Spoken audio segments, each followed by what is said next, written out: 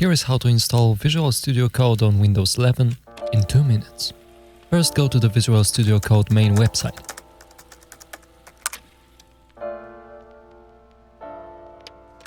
Then, download the installer, which you can see right here. There are also other versions present for other operating systems.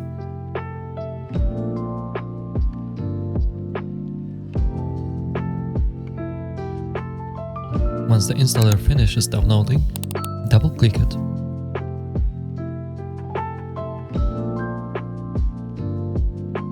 Then, accept the license agreement. And then verify the installation path.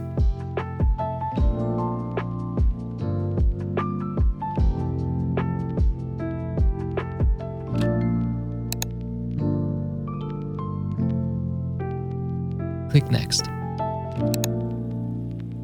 Be sure that these two options are both checked. This can help you later.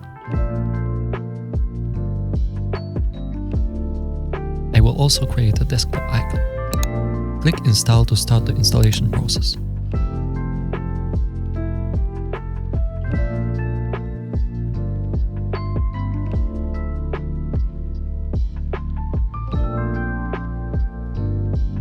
You can launch the program right away.